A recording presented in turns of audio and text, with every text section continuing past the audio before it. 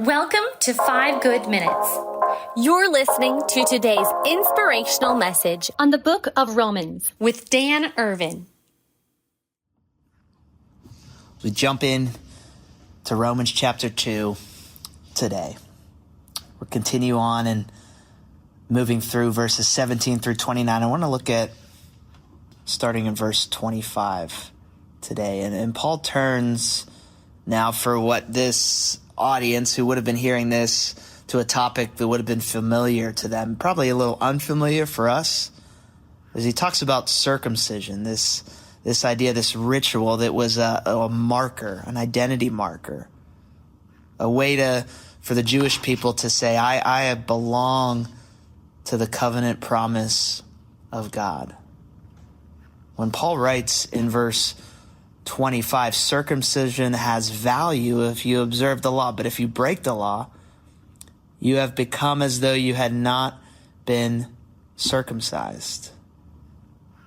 Now, with these words, Paul would have been provoking his hearers, his readers of this. Paul's not saying in a way that circumcision is meaningless. He's saying it has value, but the value was never meant to be the most important thing. It was supposed to point to something deeper, a deeper reality of a heart that was connected, aligned with God. Paul's saying that when there's an external obedience marker that becomes a substitute for true change, then the actual act itself, it reverses and doesn't do what it was ever intended to do. The very thing you're relying on to prove your closeness to God actually becomes evidence for how far you've gotten from him. In other words, another way to say it is religious activity, church involvement, doing things that you think will please God or are good things. Doing these things without a heart that is truly transformed will never bring us closer to the heart of God.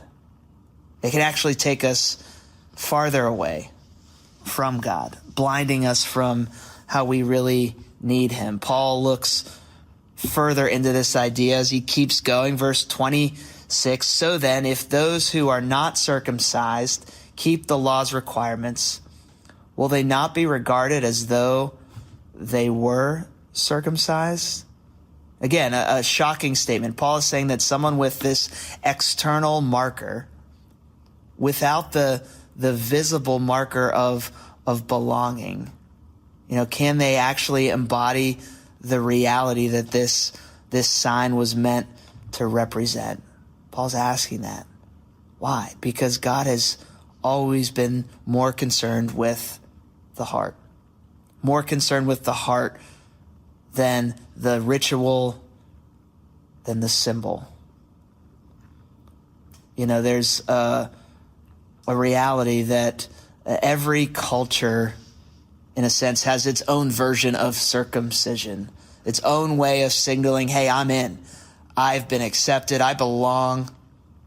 For some cultures, it's living in a moral way. For some, it's doing right. It's activism. It's fighting against a cause. For others, it's being, maybe theologically lined up or correct or practicing spiritual disciplines in a way. But the danger is the same in all of this, is that when obedience becomes a strategy to justify ourselves, it turns into a performance. It turns into something that it was never intended to be. If you think you're living well, if you think you're doing well, you might feel superior. You might look down on people that don't measure up. You might assume that God's fortune, or that God is fortunate, rather, to be in relationship with you. And if you think you're failing at some of these things, you'll feel crushed. You'll live with this sense of guilt and anxiety and exhaustion, wondering, what can I do to be better, to prove myself, to actually live right. Well, Paul is not dismissing obedience altogether. He's not saying the law doesn't matter. He's saying that the law can help us understand something, the problem.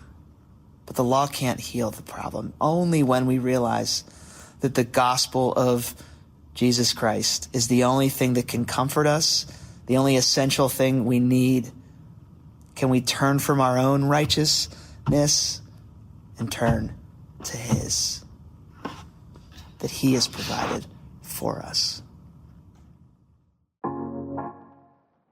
Thanks for joining us here today.